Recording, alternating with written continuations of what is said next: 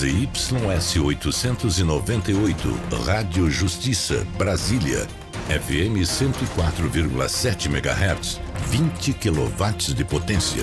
Uma emissora do Poder Judiciário do Brasil.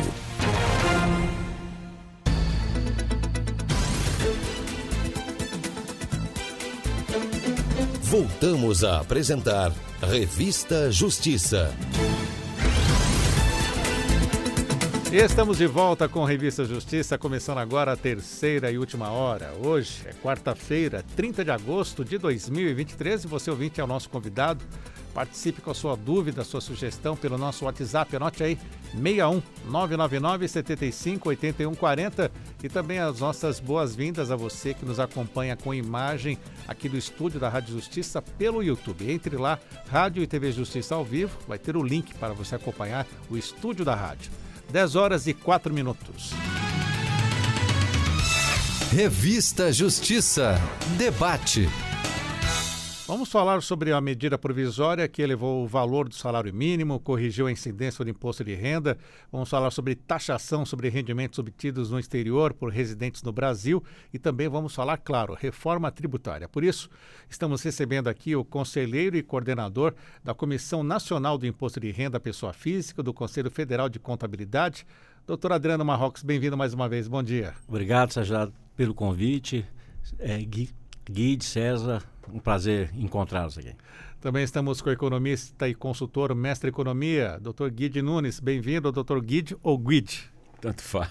Bom dia aí para todos e todas. E também estamos recebendo o professor de Mercado Financeiro da UNB, César Bergo, que é conselheiro também do Conselho Regional de Economia. Dr. César, bem-vindo, bom dia. É uma satisfação estar com vocês e com tantas pessoas aqui qualificadas, né? Marrocos, o Guide. Um prazer, Sérgio. Pois é, temos um bom debate aqui, economistas e um contador, para tratar desse assunto tão importante. Vamos começar pela correção do salário mínimo, doutor Adriano Marrocos? Bom, primeiro vamos lembrar que essa é uma medida provisória do mês de abril, que entrou em vigor em maio, que trouxe essa novidade, não apenas o aumento do salário mínimo, mas uma adequação da tabela do imposto de renda, até porque na campanha presidencial os candidatos sempre falavam em aumentar as faixas de forma que o salário de R$5.000 ficasse na faixa de isenção. Isso não é possível no primeiro ano de governo, porque existe uma exigência que se chama anterioridade, então precisa aprovar a lei em um ano para ela entrar em vigor no outro, mas de qualquer forma já foi uma melhora para quem recebe até 2 salários mínimos. E para o senhor, doutor Guide, como o senhor analisa aí esta MP que trouxe essa correção do salário mínimo? Ela busca manter uma certa atualização, levando em conta a inflação, que é o índice nacional do preço ao consumidor do ano anterior, e o crescimento econômico de 2 anos anteriores. Então vamos pegar a previsão para 2024. A princípio, no Orçamento Geral da União, está uma previsão de um salário mínimo em 2024 de R$ 1.412, R$12 aproximadamente, que vai ser confirmado em abril do ano que vem, março, abril do ano que vem confirma.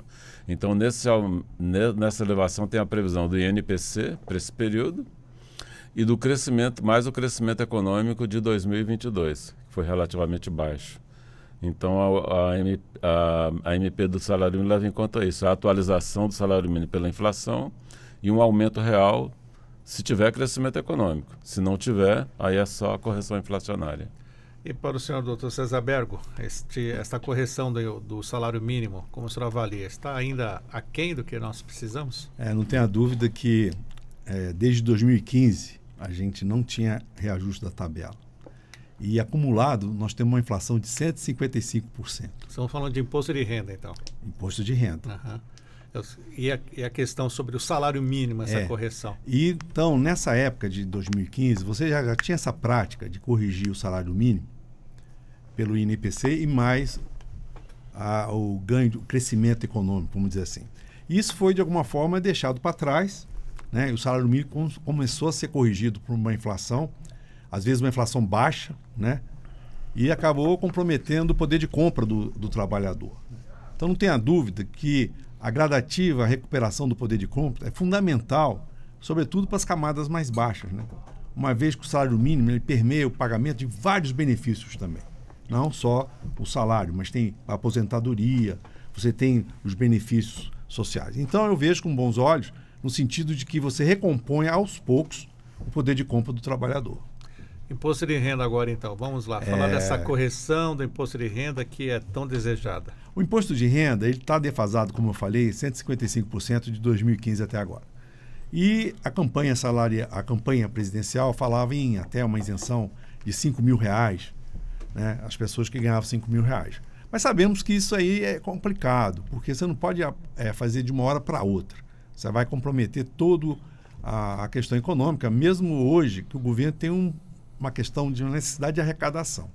Então, houve realmente o aumento da primeira faixa para 2.112 e criaram aí uma questão que é R$528 de desconto, que somando dá os 2 salários mínimos que foi dito. Então, na verdade, a tabela diz 2.112, aí você tem mais 528 que vai dar os 2 salários mínimos. Bom, as outras faixas não foram corrigidas.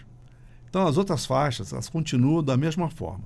E todo ano as pessoas recebem reajuste, aumento e estão pagando mais imposto, porque são levadas para uma faixa acima, né, de imposto. Então, de qualquer forma, a faixa última, 27,5% de imposto de renda, né, cada dia vai estar mais pessoas. E, curiosamente, quando você fala que a isenção deveria estar em R$5 mil, é exatamente os 155% de defasagem. Ou seja, curiosamente, esse 5 mil é exatamente o que deveria estar a primeira faixa de isenção. Por isso que seria importante a gente se debruçar sobre isso, porque acaba sendo uma injustiça tributária você ter reajustes, aumentos, e você está pagando cada vez mais impostos.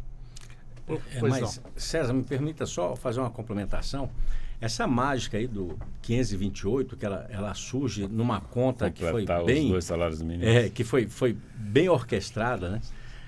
Então, assim, até hoje eu não sei se o salário foi para 1.320 para permitir a conta para trazer para a isenção, ou se a conta coincidiu de 25% da faixa de isenção ser somada e trazer todo mundo para a faixa de isenção. Então, assim, eu não sei por onde que começou o processo, mas o que nós temos é assim. Primeiro que ela não trouxe benefício para todos, porque depende de cada funcionário, de cada autônomo. Então, se você tem um salário de R$4 mil, por exemplo, e pega esse desconto de 25% em cima da primeira faixa de isenção, você, se tiver um dependente, é melhor ficar na sistemática antiga. Você vai pagar menos imposto. Se você não tiver dependente, é melhor ir para o desconto. Você vai pagar menos imposto. Então, cada caso precisa ser estudado. É claro que quem está com 2 salários mínimos e tem o desconto com um dependente, ele cai na isenção. Se ele tiver 2, é melhor ele ficar na sistemática anterior. Então, mesmo com 2 salários, você precisa fazer o cálculo de funcionário por funcionário. Depende da quantidade de dependentes, se paga a pensão alimentícia. Então, tudo isso vai influenciar. O que nós tivemos foi realmente um rearranjo. Aí, politicamente e legalmente, não era possível tratar dos R$5 mil, que é possível tratar para janeiro. Só que você precisa avançar nas negociações no Congresso para aprovar uma tabela nova. Você precisa olhar para o seu caixa. Então, nós estamos diante de uma situação assim. Quem gosta de gastar muito vai ter dificuldade de aprovar uma redução dessa. Precisa economizar para poder reduzir a carga tributária. O que a gente está vendo é um conjunto de ações para ir aos poucos, porque não quer reduzir gasto. Então, é esse o equilíbrio que o governo tem que encontrar. Vamos cortar aqui para permitir avançar ali. Então, se eu quero levar benefício para a classe que ganha menos, até R$5 mil, toda essa população aqui que é contribuinte, eu quero zerar esse imposto, eu preciso aumentar a arrecadação de um lado, mas eu tenho que cortar a despesa do outro. Então, que aí o sofrimento é menor. Se ele for olhar só para aumentar a arrecadação e continuar gastando do jeito que gasta, aí vai ser um sacrifício maior para nós, que pagamos a conta. Então, o governo tem que dar a cota dele nesse processo e aí sim, a gente avança com menos sofrimento. Né? Doutor Guide. Sim. O que podemos, então, debruçar mais sobre esse assunto, como propôs o doutor César Bergo? Temos o quê, então? Uma possibilidade... Temos a possibilidade, então, de uma isenção de R$5 mil de imposto de renda, mas sem correção, não há uma correção gradual. Olha, esse cenário vai ficar melhor debatido A partir de 2024, quando está prevista a discussão da reforma tributária pertinente à parte de patrimônio e renda, que nesse momento é basicamente sobre o consumo. Então, você tem distorções a serem equacionadas, né? Um pouco de justiça tributária, quer dizer, sobre o consumo, simplificação, né? Uma simplificação da tributação do consumo, tributar no destino e não mais na origem, como está acontecendo, que gera um monte de normas tributárias, cada município com sua norma, cada estado com suas normas, então gera uma simplificação razoável em cima disso. Espero que seja bem positivo para o país, para o dia a dia, né, da economia, dos agentes econômicos. E o outro, a justiça tributária, do ponto de vista de equacionar essa parte. É porque a população não tem noção do que paga de imposto sobre o consumo, tipo energia. O Brasil é um país, vamos dizer, está no mar azul em energia limpa e renovável. Mas a tributação é tão forte na energia que torna a nossa conta uma das mais caras do mundo em energia. Então, na área, quando você vai para contas de telefone, qualquer cidadão dá uma olhadinha na sua conta de telefone, que dá um percentual razoável lá. Se a gente está falando aqui de um IVA de 25%, que está chegando aí no debate, a tributação nessas áreas é mais de 40%. Tem estado que chega ao absurdo de tributar mais de 70% conexão, um negócio louco, em que em alguns países do mundo é zero, né?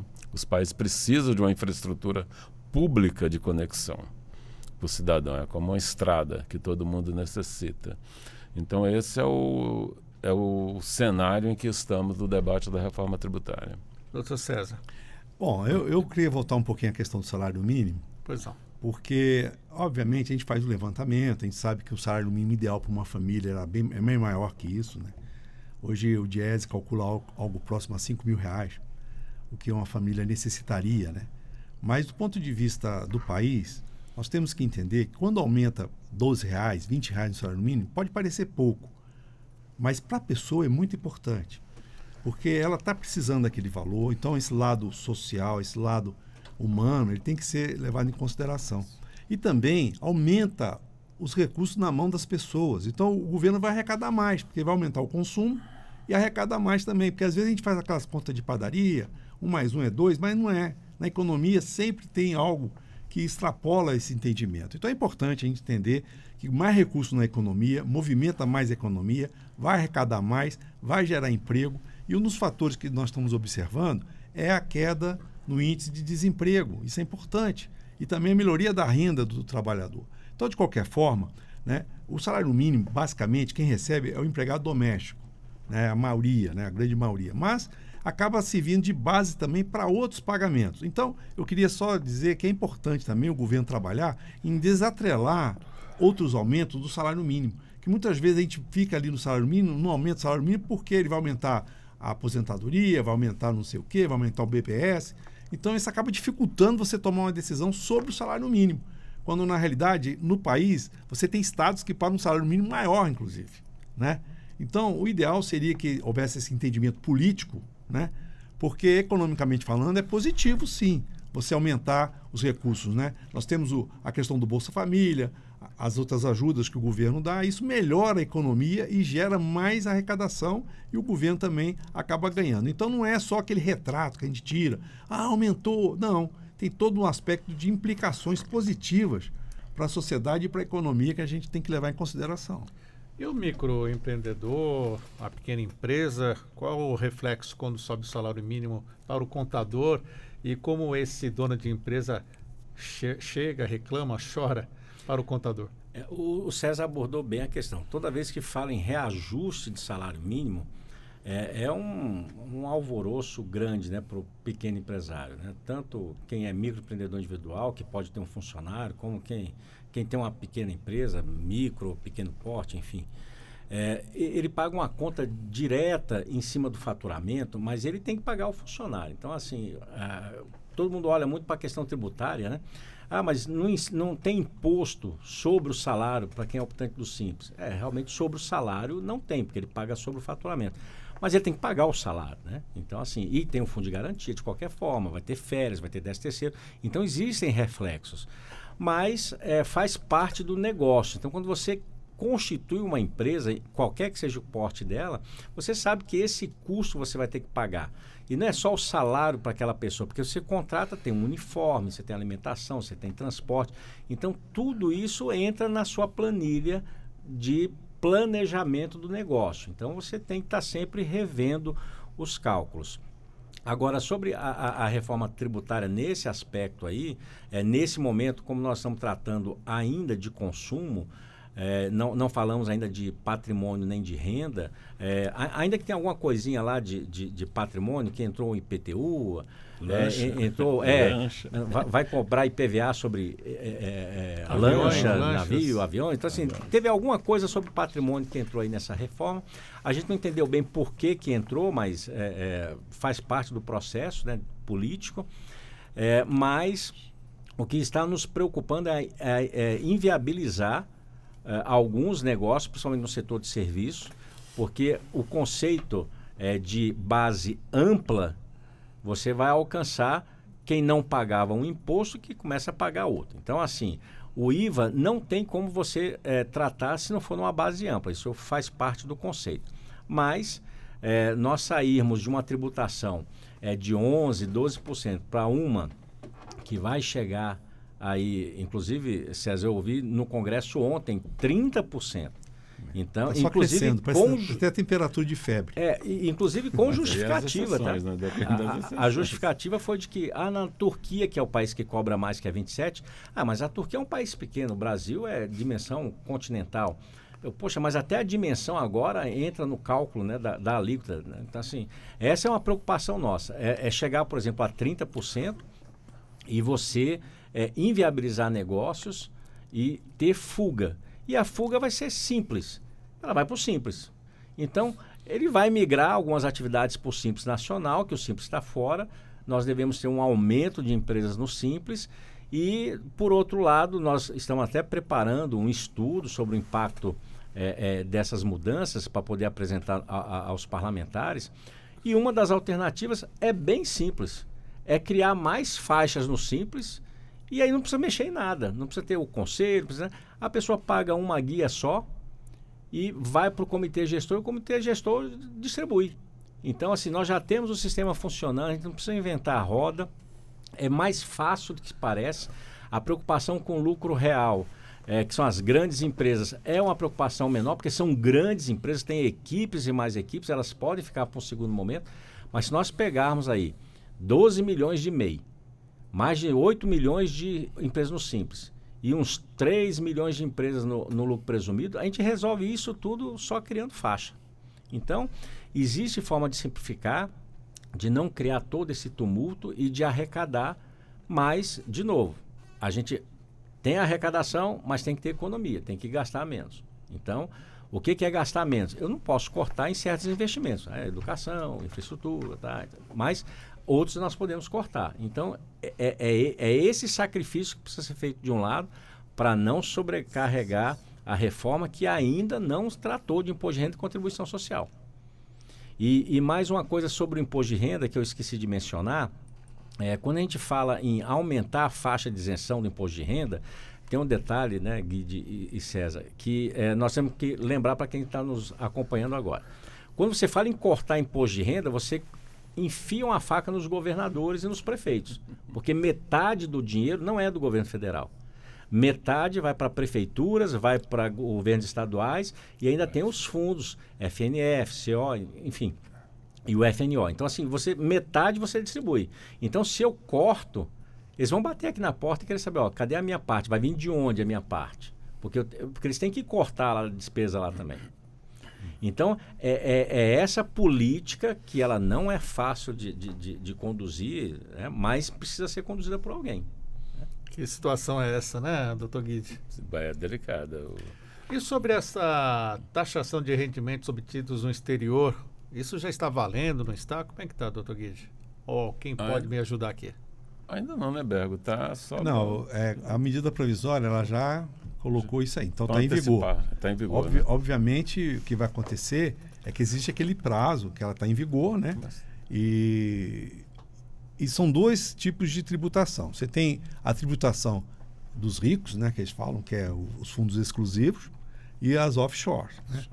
Então, o dos exclusivos é até fácil explicar, porque para ser exclusivo, conforme a legislação, tem que ser um fundo com mais de 10 milhões de reais, né, que seria o investidor qualificado ou o investidor profissional. E eles, em função da gestão de investimento, acabam não recolhendo ou antecipando o pagamento de impostos, como acontece com as pessoas normais, quando investem em fundo de investimento, né? Você, em maio e novembro, você tem um come-cotas. Você antecipa o pagamento do imposto. Então, no caso do fundo exclusivo, isso fica quase ad eterno, porque eles acabam não fazendo essa antecipação e também não resgatam e não pagam imposto, né? Porque a gente sabe muito bem, muitas vezes, esses ativos são utilizados como garantia e aí a empresa vai gerindo caixa e tal. No caso dos offshores, né, já tivemos lei no país de anistia, de quem tinha dinheiro lá fora que pudesse trazer, né? Houve até uma iniciativa do Senado também de recriar isso aí, prorrogar em novas bases, né? Mas não foi adiante. Mas, de qualquer forma, são brasileiros que têm investimentos no exterior que teriam, a partir de agora, que recolher impostos aqui, como acontece em muitos países do mundo, né? Então, são duas medidas que são importantes, porque, na verdade, acaba contribuindo para uma justiça tributária mais ampla, né? Mas, de qualquer forma, o país vai arrecadar mais também. E com relação aos nossos microempreendedores, né, individuais, e as microempresas, elas são responsáveis por 80% dos empregos no país, né? Então não é uma coisa que a gente pode falar assim, desprezível, né? Então tem que se olhar mesmo com muita atenção, porque eles são os maiores empregadores e são, indiretamente, os que mais são prejudicados quando você aumenta o preço do pagamento do salário. Porque o encargo social no país não é alto. Nós estamos aí discutindo a questão da desoneração da folha, que está sendo em pauta, né? E é importantíssimo isso. Porque hoje você paga R$100 para o trabalhador, ele só recebe 70. E a empresa tem que recolher mais 110 de encargos. Então, um trabalhador custa 210 quando ele só recebe 70. Então, esses 140 vão para onde? Então, essa é a grande discussão, né, que a gente tem que entrar também nessa questão de simplificação, né? Quando se fala em reforma tributária, infelizmente, de simplificação não tem muito, não. A gente sabe disso. Porque criaram dual, né? Criaram várias faixas de tributação, tem padrão, tem aquelas questões, tal, não sei o quê. Todo mundo vai querer estar ali nos 50%, né? Então, esse cuidado tem que ser tomado, né? A firmeza. E os governadores também, eles acabam sendo diretamente atingidos. Então, do ponto de vista de justiça tributária, nós temos que olhar tanto quem está pagando, mas também as responsabilidades dos estados, né? Que eles têm que fazer frente, os municípios principalmente. Doutor Adriano, o doutor César falou de offshore. Explica para o nosso ouvinte, afinal, o que é uma offshore? Na verdade, você tem várias opções de investimento no país, mas algumas pessoas que têm mais recursos decidem investir fora do país. Então, você tem uma empresa fora do Brasil, você transfere recursos para ela, constitui uma empresa, e essa empresa está lá fora investindo lá fora. Então, são recursos que saem do país e geram rendimento, geram lucro, mas fora daqui. Quando o governo vai atrás desse dinheiro, ele está dizendo o seguinte: olha, eu quero que você traga o dinheiro para cá e invista aqui. Mas na hora que ele começa a tributar o fundo exclusivo aqui, aí a pessoa, mas se eu trouxer para cá e for para o fundo exclusivo, você vai tributar aqui também. Então, há uma tendência de saída de recursos que já está sendo anunciada aí, eu não vi ainda os números, mas é um número que é significativo, de pessoas retirando dinheiro daqui e preferindo correr o risco fora. Então, são investimentos fora do país, a tradução é fora da costa, né? Tá fora da margem, da divisa do Brasil, e fugindo de pagar imposto aqui, procurando um país que cobre menos. Então, ele às vezes nem tem uma rentabilidade maior do que teria aqui, mas na hora que você paga o imposto, sobra mais dinheiro ficando lá fora do que ficando aqui. Mas e para mandar esse dinheiro para fora? Ele não tem que pagar imposto, Gui? Não, para mandar não. Na hora que ele volta, a diferença, né? A diferença é que e é tributada. essa a tributação que eles estão de olho agora, né? Porque você só paga imposto quando você resgata. Traz o dinheiro de volta. Eu mandei 10 e trouxe 11, em cima do 1.000 eu pago. Agora quer antecipar um pouco isso. Querem antecipar a cada 6 meses, etc. A ideia do governo aí é repor um pouco o que ele vai deixar de arrecadar com a correção da tabela na fonte, que é em torno de 9 bilhões, né? 9 bi. Existe uma questão que é o seguinte: existe o brasileiro, né, que vai trabalhar no exterior e recebe lá no exterior. Sim. Né? Seria bom que ele trouxesse o dinheiro para o país, mas ele não traz por conta exatamente dessas questões. Ele falou, vou trazer para o país para pagar mais imposto. Então, nós temos muitos casos, né, de professores que vão dar aula lá na França e recebem o salário lá, abrem uma conta lá e deixam o dinheiro lá. Então, isso aí não consegue ser mapeado. Mas aí tem um setor exportador também, né, Bergo? Que está fazendo isso. Tem, mas estou falando do trabalhador mesmo. Você vai fazer um show lá, Gui, de lá na França. Sim. Aí você vai receber um cachê, você vai deixar o dinheiro lá. Você não vai trazer para cá. Então, do ponto de vista... não é só show. Você tem piloto de Fórmula 1, você tem... Vamos lá. E o exportador. Né? Então, é uma figura que recebe dinheiro lá fora e não vai trazer porque é muito pesado a tributação no país. O segundo é quem ganha dinheiro aqui e manda. Existe uma legislação ainda, né? Mesmo que o marco cambial tenha sido aprovado, ainda existem restrições de remessa de dinheiro para o exterior. Não é livre você mandar recursos para o exterior. Então tem que passar pelo Banco Central, existe todo um registro. Controle. Então, teoricamente, o Banco Central deveria saber desses recursos aqui que foram lá para fora. Mas em função de acontecimentos que a gente tem aí, que a pessoa tem não sei quantos bilhões lá fora, como é que conseguiu levar isso tudo lá para fora, né? Então, isso tudo tem que ser analisado do ponto de vista de Receita Federal, também entrar a questão do Ministério Público, Polícia Federal, tudo. Mas Banco Central. O importante é dizer o seguinte: quando aqui se aumenta os impostos, você desincentiva a vinda de recursos para cá. Então, isso que é a questão. Por exemplo, o offshore é um achado tributário. Vamos dizer assim, as pessoas fazem gestão tributária e chegam à conclusão que é melhor abrir uma empresa lá fora, como temos exemplos aqui também já acontecidos, que a gente muito... Mas, do ponto de vista tributário, não tenha dúvida que é justo que eles paguem impostos, sim. Então, o importante agora é o governo, ao fazer a lei, que abrange essas situações. Porque se deixar a porteira aberta, não adianta nada você fazer uma lei que vai tributar e na prática não vai tributar nada, né? Então, basicamente, é isso aí. Só complementar, César. Nós temos offshore no Brasil. Então, assim, tem pessoas que estão fora do Brasil e que fazem um movimento contrário. Eu vou investir no Brasil porque, ainda que o imposto seja alto, mas a rentabilidade dela lá é muito maior. Então, ele manda dinheiro para cá. Ele está fora do Brasil, manda para cá. Só que agora, com essa mudança, talvez ele desista desse processo.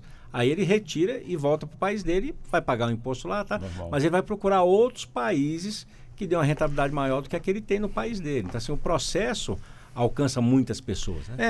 A famosa SPE, né? Sociedade de Propósito Específico, é uma offshore. É uma offshore. Né? Então, eles abrem a empresa aqui que vai captar... Então, é até uma opção a fundo de investimento, você fazer uma SPE. Né? Geralmente, investimentos em energia elétrica, as que demandam muito recurso, você abre uma SPE. Né? Então, essa SPE possibilita o que o Marrocos está colocando. Mas tudo isso faz parte da gestão. Por isso que existem os contadores, existem os economistas, os advogados. São profissionais que dão suporte a esse tipo de atendimento. Porque o empresário, muitas vezes, não tem nem conhecimento disso.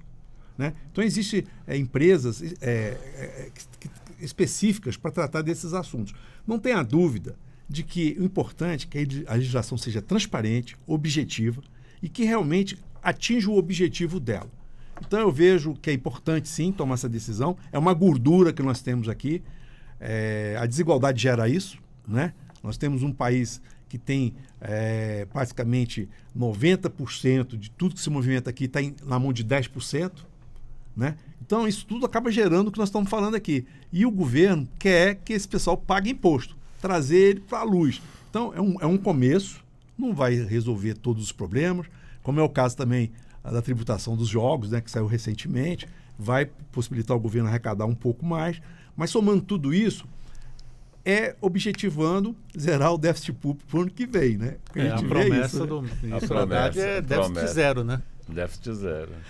Doutor Adriano, e aquele brasileiro que mora em Portugal, que se aposentou, ele paga imposto para sacar o dinheiro lá? Como é que funciona isso? Bom, eu não conheço bem a legislação de lá, mas como eu tenho um cliente que é português, que trabalha para uma empresa venezuelana, com sede no Canadá, e ele é representante dela aqui no Brasil, então o conceito de universo aí é muito amplo, sabe? O que nós temos é que a remessa de recursos não é tributável, então ele pode adquirir bens lá e até montar sua empresa. Hoje você vai gastar aí uns 10, 12 mil reais para criar um CNPJ fora do país, em determinados países. Ele pode gerar receita lá, então ele pode ter alguma atividade profissional lá. E é essa a discussão que a gente vem tratando. Por exemplo, você vai para a França, nós temos clientes com imóveis na França que ele não vai para o cartório transferir. Ele já é o 8º proprietário por procuração, porque se ele for transferir, vai pagar 40% de TBI sobre o valor do imóvel. Então, ele já é o 8º adquirente do mesmo imóvel, e tudo por procuração, uma pastinha bem organizada. Então, assim, são situações que às vezes a gente acha que o Brasil é o pior país nessa questão tributária, mas realmente nós somos um país grande, que tem muita carência, é um país novo, né, um continente novo. Você vai na Europa, tem país que não precisa mais se preocupar com asfalto, com via, com acesso, porque já tem tudo construído. E tem tudo construído há muitos anos, cidades pequenas, aquela vida rotineira. O Brasil ele vem sempre crescendo. Então a gente precisa de mais dinheiro. É que a gente gasta mal. Esse é um dos nossos problemas, né? Então, assim, sempre voltamos a esse ponto. A gente gasta mal. Mas você pode transferir recursos, pode investir, tem que declarar, tem a obrigação de declarar, não paga por isso, pela declaração, mas operações que tenham resgate de investimento com retorno do recurso para o país, tem tributação. Você tem venda de imóvel que gera ganho de capital. Ele sendo lá fora, você tem que observar a legislação do país onde você investiu, verificar se existe um acordo entre países, porque existem os acordos bilaterais que evitam a bitributação. Quando não há acordo, vai ter que pagar aqui de novo. Então, precisa de uma orientação especializada para tratar tanto de patrimônio fixo, investimentos em imóveis, em outros títulos que tenham fora, como patrimônio de recurso financeiro, que a gente chama de previdência, porque aí você tem um outro tratamento aqui. Né? Por favor, chega mais perto, Dr. Guide. Tranquilo. Estávamos falando de investimentos no exterior, vocês aí brincaram. Qual é o comentário a respeito que a gente tem sobre essas questões que envolvem investimento no exterior, ou se aposentar e morar lá fora? Não, tranquilo. Esses são objetivos, planejamento das pessoas, né? Então ela tem que ter esse cenário do respectivo país, como o Adriano colocou. A tributação normalmente é mais forte, principalmente na parte de patrimônio e renda nesses países. A tributação sobre o consumo é bem menor do que a que temos aqui no Brasil, os países centrais aí, Europa, Estados Unidos, o Japão, né? Então é uma tributação forte. Agora, com a seguinte situação, vamos pegar. Estados Unidos, por exemplo, tem uma tributação forte sobre a herança, mas o objetivo não é arrecadador. Do ponto de vista da cultura americana, é para o herdeiro empreender. O herdeiro não pegar a herança e ficar parado só consumindo. Na cultura americana, é para o cara trabalhar. A visão da tributação sobre a questão das heranças. Pois não, e eu queria comentar, que eu até pegar um gancho ali do que o Marrocos falou, é que os países antigos, né? Agora, morro de rir aqui no Brasil, né? Você tem no Laudêmio ainda em algumas cidades. E isso aí acontece, que o imóvel está no nome do cavalariço do imperador ainda, que não transferiu, porque senão paga o laudêmio, né? Então, já está na 8ª geração, ainda está lá no nome do cavalariço, porque você tem laudêmio. Então, no país tem esse laudêmio aí de 1815, né? Que as pessoas não querem pagar de forma alguma. Então, a nossa tributação, isso eu estou falando para mostrar a complexidade dela. Então, quando você vai fazer, o economista pega a planilha, valor presente, é uma loucura, né? Por isso que você tem que ter os técnicos, né? E essa reforma tributária vai reduzir bastante essa burocracia. Então, vai baratear o custo para as empresas, isso aí é fundamental. O contador vai ganhar menos, é isso? Não o contador, talvez o advogado. Né? Porque o advogado ele é mais utilizado nesse aspecto. Legislação. Né? O contador, ele faz a fotografia. Agora, quem desenha a situação, aí já é o advogado, né? Ele tem que fazer essas questões. Existe contador que também já faz os 2 cursos, que é para melhorar, né? A dupla habilitação. Mas o que é importante é quando você tem um país que vai se amadurecendo na questão tributária, isso é importantíssimo. É lógico que eu estou falando uma coisa da reforma tributária que eu não vou nem assistir, porque a proposta é 50 anos para que ela seja implementada, né? Eu não vou estar aí daqui 50 anos, gostaria de estar, mas provavelmente não vou estar. Então, é uma coisa que fica para a próxima geração. A gente sabe que a cultura japonesa, ela deixa a poupança para o neto. Aqui nós deixamos dívida para o filho, né? Então, essa cultura tem que ser modificada, né? Pensar mais na questão do desenvolvimento econômico, crescimento do empresário. E eu vejo essa questão internacional como um bom exemplo para nós, né? Então, foi dito que foi feita uma pesquisa internacional e que nós tentamos fazer o melhor modelo. Não é o melhor modelo, né? Isso já está dito, né? Ou seja, não é a reforma tributária ideal, é a possível, mas que alguma coisa foi feita, porque tem 30 anos que a gente discute essa reforma tributária e não sai nada. Então, o Congresso tendo aprovado uma reforma para a gente debruçar e discutir, isso é fundamental. É importante que o Senado agora também acompanhe essa celeridade, né? Que o país possa entrar nesse novo cenário, porque não tenha dúvida, qualquer que seja a alíquota, se vai ser 25, vai ser 28, 32, só vai subindo, né? E não importa, o importa é entrar em funcionamento para que a gente possa, de alguma forma, melhorar, né? Eu não tenho dúvida que você tem esses aspectos todos que foram mencionados aqui, até para a nossa experiência internacional também, a gente vê isso. E eu tenho aqui um testemunho particular de captação de investimentos do exterior. Então, tem investidores que estão aguardando só a aprovação disso aí para poder trazer dinheiro para cá. E o nosso país é carente de recursos para investimento. Mas mesmo com esse prazo longo para efetivação? Porque esse prazo longo, para 50 anos, é aquele que vai definir imposto no destino, na origem, isso aí vai levar um tempo. E a outra é 10 anos, né? Vai demorar 10 anos, a questão do consumo.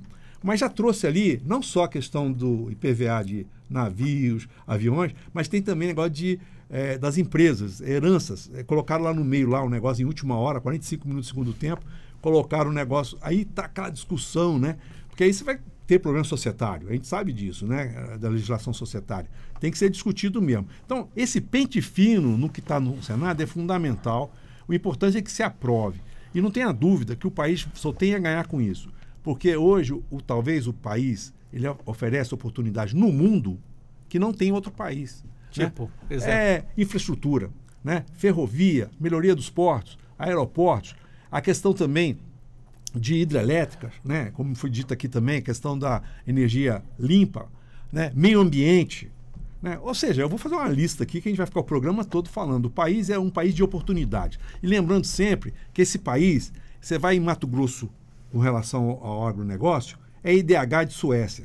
Você vai em Paraupebas, no Pará, IDH de Suécia. Ou seja, nós temos um Brasil aqui que, apesar de, às vezes, ter muitas dificuldades, está crescendo. Então, nós temos que olhar esse fator da reforma tributária, que vem beneficiar setores, né? Alguns vão ter que realmente ver aí o que vai acontecer. Mas, de qualquer forma, não tenha dúvida, apesar de tudo que nós comentamos aqui, e aqui a ideia nossa é contribuir. Nós estamos aqui, eu sou um otimista incorrigível. Eu acho que esse país é um país das oportunidades.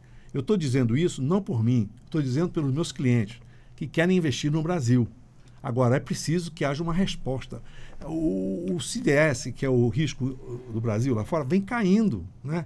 Então, às vezes a gente é pessimista com relação ao país e o investidor estrangeiro é otimista. Então, a gente tem que casar as duas coisas. Fazer o dever de casa, né? Melhorar o ambiente de negócio, e essa questão que eu falei da infraestrutura, transporte, isso é fundamental para reduzir o custo do Brasil. Então, de qualquer forma, eu acho que o Brasil ele entra num novo cenário com essa reforma tributária. E assim, nós temos esse aspecto do salário mínimo que nós comentamos, a questão do imposto de renda, melhora a questão social também, né? Você traz para o consumo pessoas que não têm a mínima condição, né? Então, eu acho positivo, sim, todas essas ações. Esse otimismo todo o senhor segue também, doutor Adriano? Veja, eu não discordo do César. Eu inclusive, coordenei um trabalho no Conselho Federal de Contabilidade, onde nós levantamos, se não me engano, 1.500, 1.800 horas de trabalho para calcular imposto aqui no Brasil, por ano. Então, você tem quantas aí horas? 1.800 horas. Se não foi 1.500, foram 1.800 horas. Né, foi a pedido do Banco Mundial e o Banco Mundial mandou um formulário que a gente tinha que seguir como para poder consolidar esse trabalho. E pelo formulário, que é aplicado em 190 países, você vê que as realidades são muito diferentes do Brasil para outros países, né? Porque não havia previsão, por exemplo, de mais de um tributo por empresa. Então, a empresa paga o imposto de renda. Não, mas aqui paga imposto de renda, contribuição social, PIS, COFINS, IPI. Então, na mesma esfera que a União. Então, você vê que realmente tem outras realidades no país. Mesmo assim, nós somos o recordista mundial de tempo gasto para calcular imposto e para cumprir com obrigação acessória. Então, é importante nós avançarmos em todas essa direção. Buscar simplificação, facilitar o trabalho. A questão de se vai ter mais trabalho ou menos trabalho, eu acho que nós gostaríamos de ter menos trabalho, porque a gente trabalha para prestar informação não para o nosso cliente. Nosso cliente, às vezes, não consegue tomar decisão com base nos relatórios que eu gero. Eu levo mais tempo trabalhando para o governo. Então, se eu tivesse mais tempo para sentar com o meu cliente, olha, o seu resultado é esse, vamos replanejar o seu futuro. Como é que ele faz isso? Os pequenos vão contar com a nossa expertise, os médios e os grandes vão contratar economistas para ter uma visão macro. Até porque o economista ele forma para macroeconomia e nós formamos para microeconomia. Então, nós trabalhamos ali com a empresa dele, com o cenário local que ele vive. Os economistas trabalham com um cenário nacional de prospecção. Então, assim, nós temos trabalho diferente com o mesmo ativo, que é a empresa que o empreendedor investiu. Então, nós temos que acelerar o processo, eu concordo, mas o contador ele é bastante pragmático na sua formação, né? Então, assim, nós somos otimistas pelo que nós queremos, mas estamos muito preocupados pelo que nós estamos assistindo. Doutor Guide, a reforma tributária do jeito que está, que foi aprovada na Câmara, o que o senhor pode destacar para nós? O Senado vai ter que fazer correções ou não? A princípio não, aí são discussões que vêm da sociedade, né? Porque a reforma tributária tem o seu lado, vamos dizer, técnico, né? Que é uma reforma estrutural necessária para dinamizar a economia brasileira, mas tem os aspectos políticos que são as exceções que estão tentando colocar. Quanto mais exceções, maior vai ficar a alíquota do IVA, né? Então, você tem exceções aí que estão sendo colocadas que tem que debater politicamente, né? Então, o setor agrícola. Se o pessoal acha que o setor agrícola não tem que ser tributado por N questões, por produção de alimentos e tal, é uma visão da sociedade. Mas aí tem que ter toda essa clareza que esse custo vai para outra área, que ao mesmo tempo que o setor agrícola pode ter baixa tributação, mas ele é o que mais precisa de logística, né, de infraestrutura hoje. Tem uma necessidade enorme o setor. Então tem situações absurdas.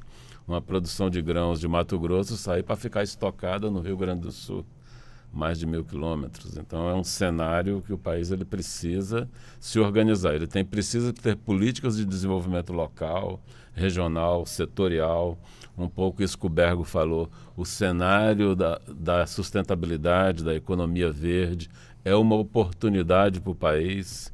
Eu acabei de concluir uma pesquisa sobre bioeconomia, que é o recursos de insumos biológicos e renováveis na economia brasileira, que envolve em torno de 2 trilhões e 500 bilhões de reais ano. O país já tem uma posição robusta para se posicionar e atrair recursos do mundo inteiro. Pode dar um exemplo dessa bioeconomia? Bioeconomia é a própria agricultura familiar. O pessoal usa muito esterco de gado, não usa fertilizante químico. Então, essa bioeconomia, biofármacos, né, áreas de remédios, né, medicamentos, tem muito. Então, o país ele tem uma oportunidade. E é fundamental que esses investimentos renováveis, nesse momento, ou não sejam tributados ou tenham baixa tributação, até para incentivar. Que o país tem uma oportunidade de captar recursos, que, segundo o Bergo me corrija, são em torno de 32 trilhões de dólares no mercado financeiro internacional. Então, o BNDES está captando recursos para gerenciar, para direcionar. Agora, os estados e municípios têm que ter suas políticas de desenvolvimento local em cima disso. Que, por exemplo, uma família que possa cuidar de uma área mais sensível, perto de uma reserva ambiental, ela pode receber pagamento por serviços ambientais, só para cuidar da biodiversidade. Então, você tem toda uma oportunidade que os municípios têm que se organizar. Sim. Que, ao mesmo tempo, é um pouco isso que o Berg e o Marrocos falaram. Então, às vezes, os municípios são pressionados pelo aumento do salário mínimo, questão do fundo que depende do FPM. Mas o município que depende do FPM, do fundo de participação, por menor que seja, ele tem que procurar, no médio e longo prazo, sair dessa dependência, diminuir. Que eu, às vezes, vou pesquisar. O pessoal fala, Guido, vamos aqui fazer uma consultoria em determinado município.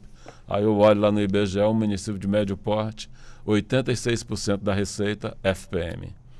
Então tem que se estruturar, tem que se organizar os municípios nessas políticas. Tivemos um censo aí que está sendo bem debatido. Bem debatido. Os números, né?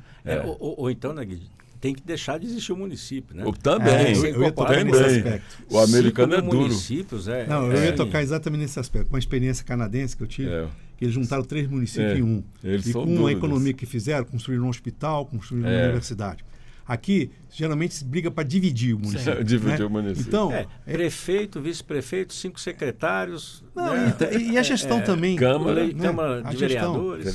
E aí tem município que não se viabiliza, porque economicamente. Mas do ponto de vista da reforma, eu queria colocar 2 pontos. Primeiro, é que a Câmara aprovou rapidinho, porque teoricamente é a casa do povo. Aí você tem o Senado, que é a casa dos estados, né, embora tudo seja do povo. Mas agora os governadores estão lá tentando, né, colocar seus pontos de vista. E por isso que talvez esteja demorando.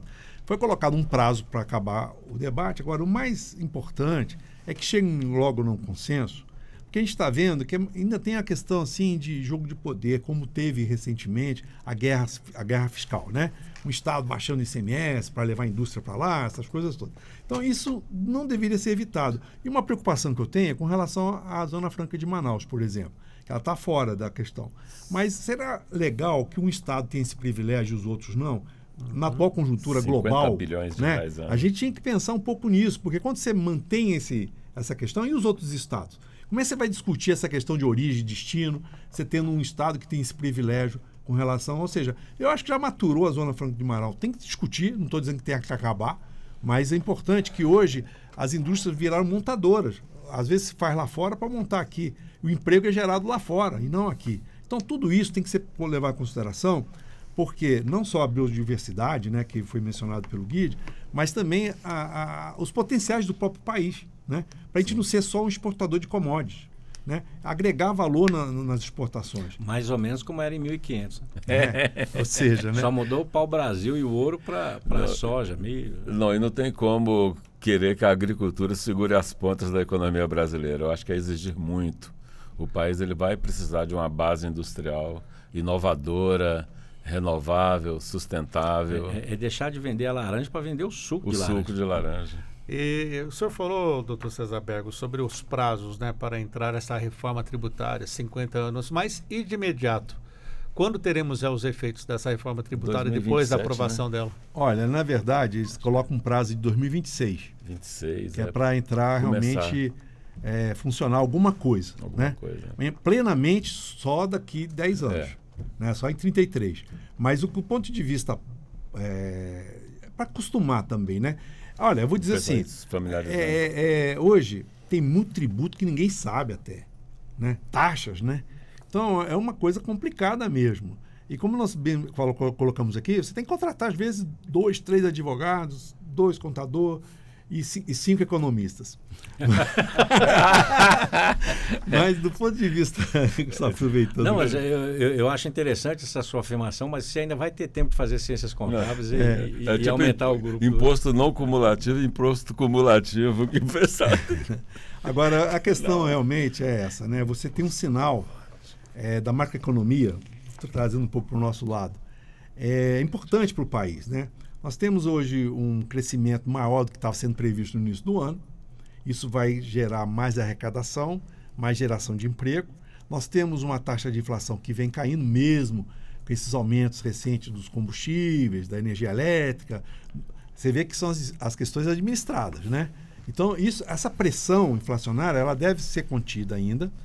Você tem a questão também importante que a moeda americana, que serve de referência no mundo todo, tem país até que está querendo adotar ela como troca, né? Que é o caso da nossa vizinha aqui, a Argentina.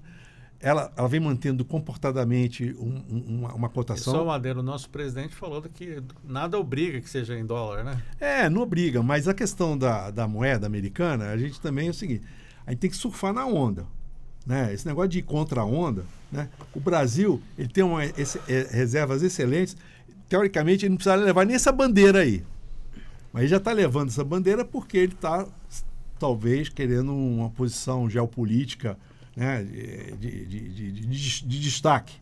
Nós já temos a questão do BRICS aí, tudo isso aí não é nem pauta agora. Mas, do ponto de vista econômico, o que eu queria dizer da macroeconomia, você tem essas melhoras do ponto de vista social, que realmente a gente vê algumas melhoras nesse sentido. Você tem a questão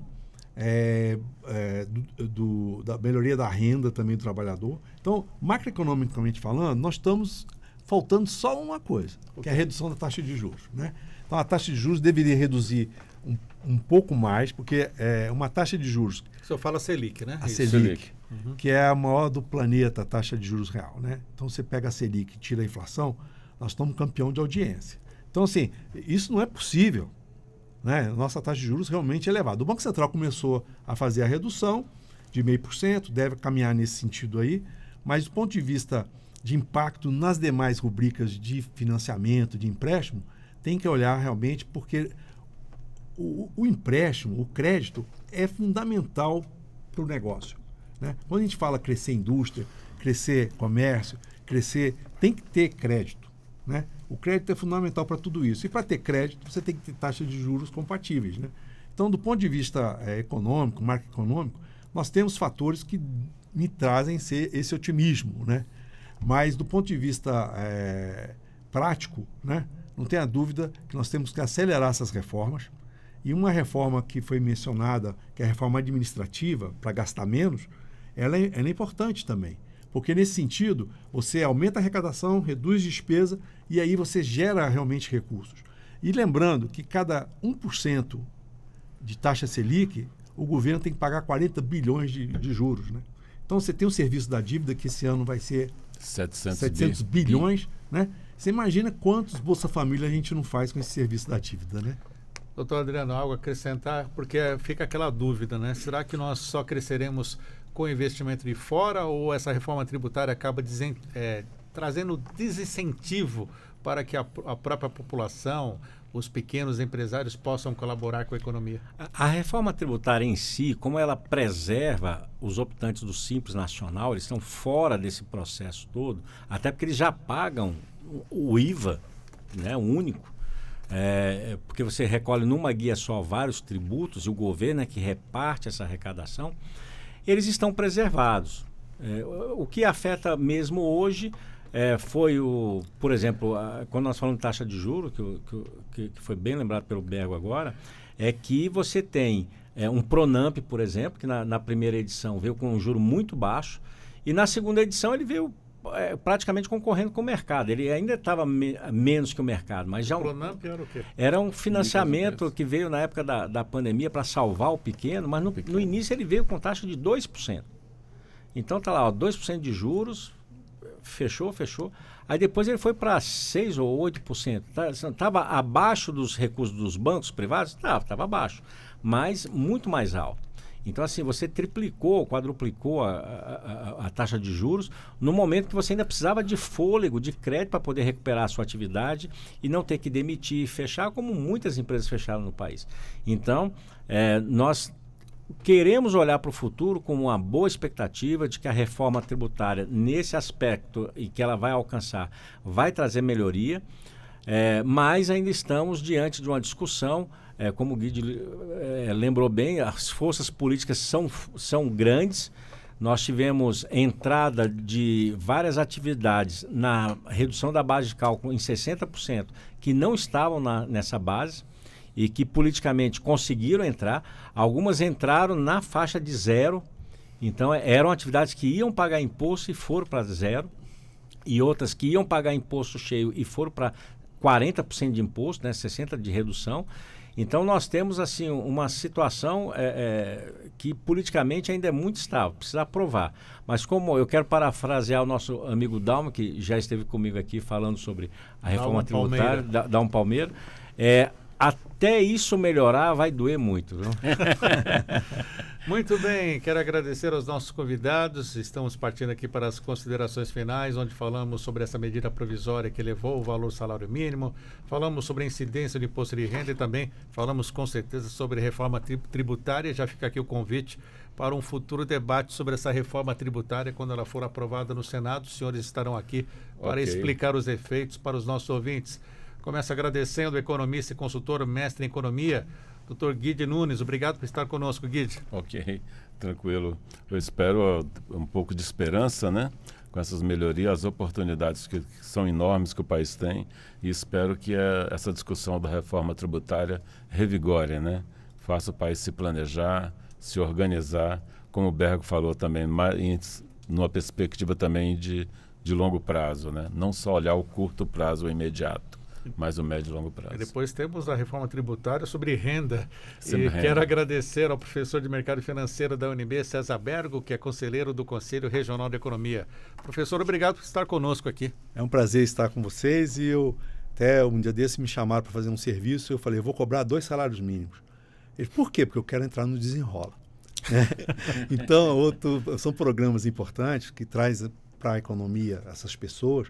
Quando se fala isentar até 2 salários mínimos, até 2 salários mínimos renegociar, são 30 milhões de pessoas que vão ser beneficiadas. Isso melhora a economia, melhora o ambiente, melhora o otimismo. Então é um prazer sempre estar com vocês aqui e estou à disposição. Você falou do Desenrola, eu lembrei também daquele sobre os sites de vendas, né, de produtos importados. Parece que não teve muita adesão, né? Não, como é que chama? Na verdade, ocorre o seguinte, aí tem que ser pensado nas empresas que geram emprego aqui, que é as empresas de varejo, né? Então, houve um período que eu chamo de câmara de descompressão, né? Então, antigamente não se controlava nada, se deixava funcionar ali, porque quando você fala $50, você está falando em R$250. Então, o que você compra com R$250? Muita coisa. Então, você abriu a porteira. Então, agora, eu acho que essa questão que você menciona é importantíssima, a regulação, né? E da igualdade de condições. É o que se pede ao empresário. Ele não quer ser nem muito melhor e nem pior, mas ele quer igual. Então, acho que são situações que têm que ser pensadas, adotadas, para não haver evasão de receitas, né? É o que eu falo. Às vezes o empresário lá vai querer investir no Brasil, vê que a carga tributária é elevada, não traz dinheiro. Então, do ponto de vista econômico, é importante essas medidas, e eu acho que o Brasil só tem a ganhar com isso. Falei do Remessa Conforme, havia esquecido o nome aqui, vamos aguardar, né? Quero agradecer também ao doutor Adriano Marrocos, ele que é conselheiro e coordenador da Comissão Nacional do Imposto de Renda Pessoa Física e do Conselho Federal de Contabilidade. Obrigado por estar conosco. Obrigado pelo convite, à disposição sempre.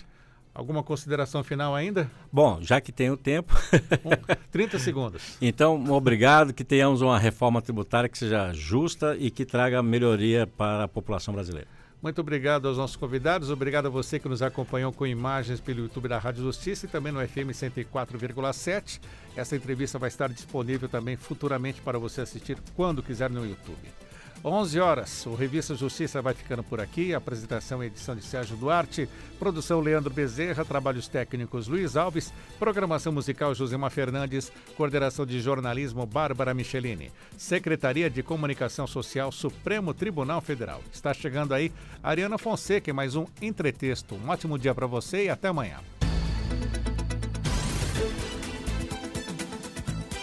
A Rádio Justiça apresentou Revista Justiça.